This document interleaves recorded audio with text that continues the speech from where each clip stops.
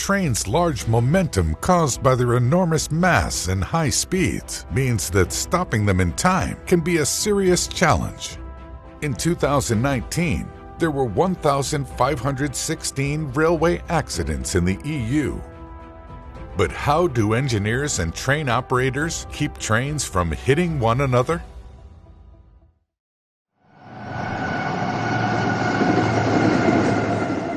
Trains are uniquely susceptible to collisions as they travel on fixed rails and are unable to maneuver to get out of the way of another approaching train.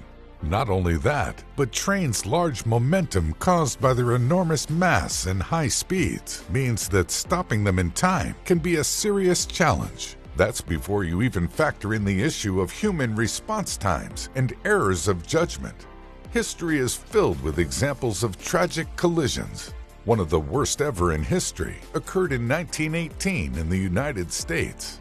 Known today as the Great Train Wreck of 1918, a head-on collision between two trains speeding at 80.5 kilometers per hour resulted in the deaths of at least 101 passengers. Later investigation discovered that the cause was human error, as one of the train's engineers failed to adhere to written right-of-way rules. Sadly, many other examples exist throughout the history of trains. In fact, train collisions still happen today. In 2019, there were 1,516 railway accidents in the EU, but fewer than 10% of these were collisions. But how do engineers and train operators keep trains from hitting one another? Some of the earliest attempts to prevent train collisions came in the form of the 1889 UK Regulation of Railways Act. This piece of legislation sought to introduce a series of safety measures, like interlocked block signaling, to avoid disasters like the Armagh Rail disaster, which killed around 89 people that very same year. But these early measures still relied on human operators. Since most train accidents are caused by human error, one solution might be to remove human operators altogether. This is exactly what some rail projects around the world are currently exploring. Many rail lines and even mass transit systems are already semi-autonomous or even driverless. In 2018, the International Association of Public Transport found that 42 cities were already running automated metro lines. In 2019, the Anglo-Australian mining giant Rio Tinto launched the fully automated heavy-haul rail system in the Pilbara region of Western Australia, the world's first fully automated mainline rail network. Some French operators like SNCF are also working to develop prototypes for remote-controlled, locomotive-hauled autonomous trains by 2022. However, progress in this area is often slowed by unions and other vested interests. If humans cannot be fully removed from the equation, is there anything else that can be done?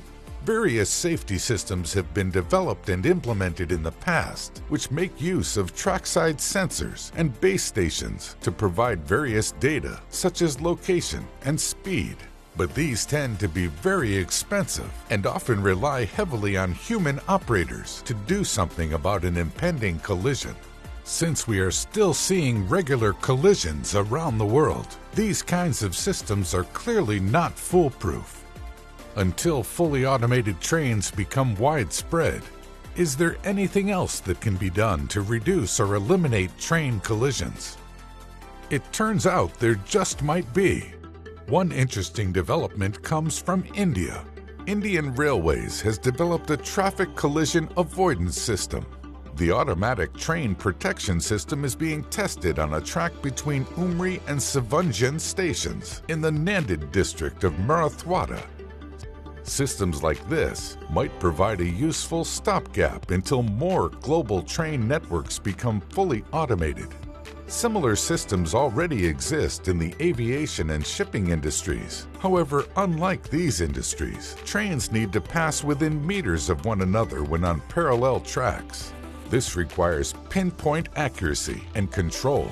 The Indian system relies on GPS satellites to constantly monitor train positions. Each train exchanges pertinent information between each other to automatically calculate the chances of a collision and engage the train's brakes in enough time to avoid collision. When an impending potential collision is detected, the system reduces the train's speed in preparation for a complete stop. By doing this, it helps to prevent collisions when trains are traveling on parallel tracks, at level crossings, on approaches to stations, and at other locations where train collisions are most common.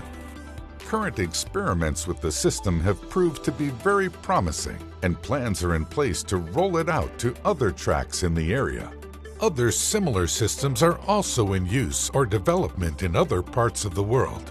Notably, the Rail Collision Avoidance System in Europe, RCAS, uses onboard GPS data to work out what stretch of track a train is traveling on and can determine whether it is on the left or right-hand track. This information is then broadcasted directly to other trains within a 5-kilometer radius, and the system builds a map of the track as it travels. The benefit of RCAS is that it complements existing technologies to improve safety and doesn't rely on existing equipment. Moreover, it can be fitted to any train. As systems like TCAS and RCAS become more sophisticated and trusted, we may see widespread rollout across railways around the world.